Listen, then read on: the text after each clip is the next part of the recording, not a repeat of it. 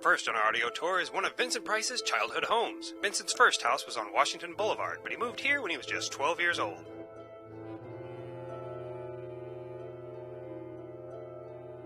Next is the National Candy Company, built by Vincent's father in 1928. The building is significant for its Art Deco flourishes.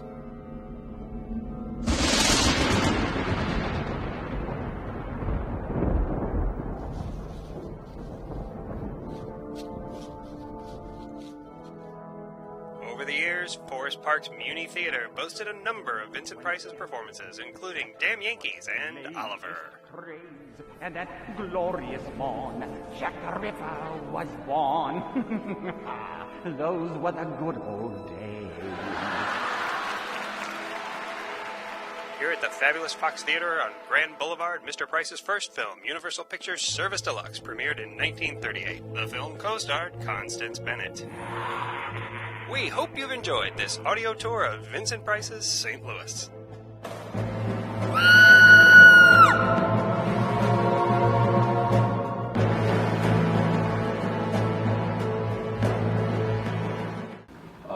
That's all the questions that I have for Roger about Vincent Price and Edgar Allan Poe. Shall we take a couple of questions from the audience? Sure, we can take a few. You have a question? Right up here. First, thanks for coming to see us. My question is, were there any scripts, screenplays that you wanted to do with Vincent Price, but were never able to get around to? Yeah. Tim, would you mind repeating the question? Yes, he wanted to know if there were any scripts that came in for Vincent Price that he wanted to do, but didn't end up doing. There were no scripts that came in. There was an unfinished novel by Poe called The Narrative of A. Gordon Pym that I was interested in doing. It was a completely different style of story, but by that time I moved away from the Poe pictures and just did not get around to doing it. Yes, right there. Hi, hello, Mr. Corman. Yeah. I just want to thank you for making my childhood very happy. Your movies just made my childhood, my friends, my mother, and my father. Thank you. Thank you.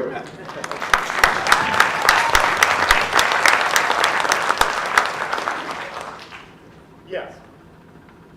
I too would like to say thank you for all you've done for American cinema. I wanted to ask you if you and Vincent talked about art or the other things that he was interested in, like portraiture when you were working on Usher with him and they had all those great portraits. Any memories of those? We did, because I picked the paintings, and Bert Schoenberg, who did the paintings, was a friend of mine and was sort of a far out, somewhere between the beatnik and hippie style, and had a very strange, weird style. And Vincent loved Bert's paintings for Usher. Bert had then moved to New York, and on The Pit and the Pendulum, I had a more traditional painter paint one painting I think was supposed to be of one of Vincent's ancestors. And I was a little bit disappointed with it because it was too much of a standard painting.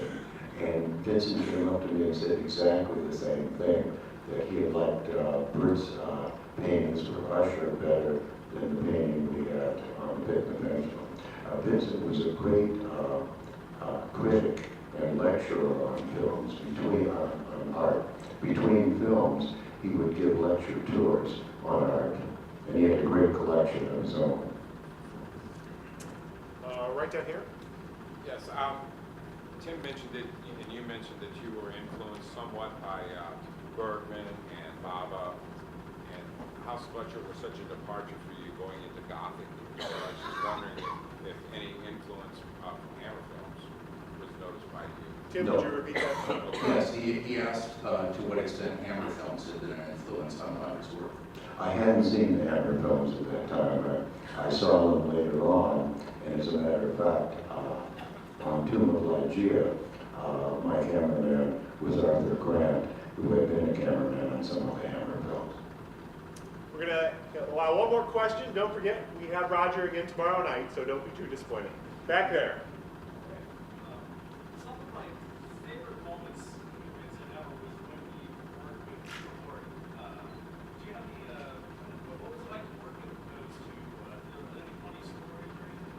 But there were no days like to work specifically between Vincent and Peter Lorre, whatever it was like.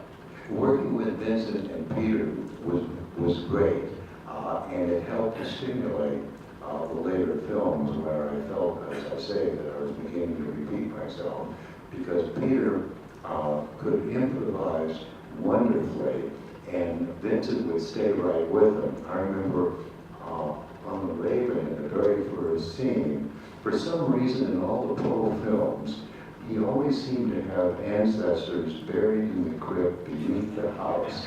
They were never in the graveyard. And Peter is asking Vincent, I've forgotten the exact, something about his late wife or something like that. And Peter said, she's buried in the crypt beneath the house. And Peter says, where else? I'm afraid we're going to have to draw the line there. We really appreciate Mr. Corman's time.